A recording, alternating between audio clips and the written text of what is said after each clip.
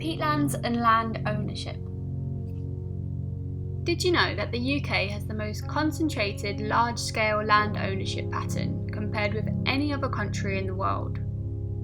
Half of England is owned by less than 1% of the population. In Scotland, 0.008% of the population owns 50% of the rural land, and rural land accounts for 98% of Scottish land area. Many large landholdings have been held by the same families for hundreds of years. Land ownership is a complex and long story, and it interacts with peatlands in a number of ways. In this video, we're going to zoom into one aspect of this topic, which is the UK's grouse moors. First off, what is grouse? Well, grouse are a medium-sized red and grey bird that are reared as game on the British Heather moorland. The grouse shooting season starts on the 12th of August, often called the Glorious 12th, and ends on the 10th of December each year. Shooting takes place on grouse moors, which cover almost 17,000 square kilometres of land in the UK. They are artificial landscapes managed by regular burning. This burning process creates large amounts of young heather for the grouse to feed on.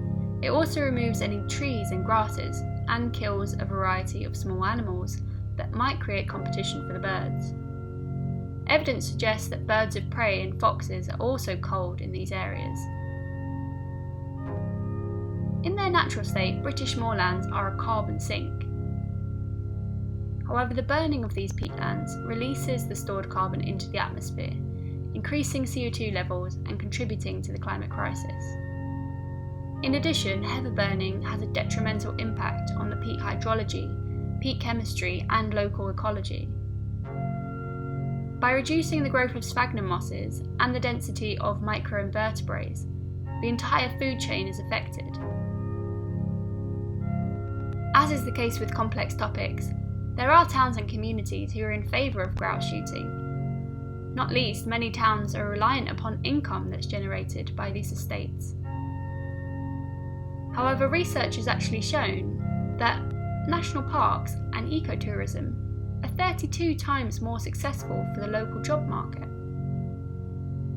And despite being owned by some of the richest people in the country, in 2020, grouse moor estates in the UK received roughly £10 million in taxpayer subsidies via the EU's Common Agricultural Policy. And one day of grouse moor shooting can cost up to £30,000. Making it a very exclusive activity. Clearly, the management of grouse shooting is a practice that excludes the vast majority of us, and has a negative impact on the local ecology and people. So how did we get here? Well, back when much of the peat in the UK was forming, it wasn't owned by anyone. It was held in common and was shared by the community. This all changed with the first Act of Enclosure in the UK, which dates back to 1235. This started a process of land privatisation, which has been upheld through generations, the results of which can be seen in the grouse estates of today. So where can we go from here? Solutions to this issue range from excluding grouse moors from agricultural subsidies and applying inheritance tax to grouse moor estates, to community buyout initiatives, and showing landowners how to and the advantages of restoring their peatlands. After all, land justice goes hand in hand with environmental and social justice, and we all have a role to play.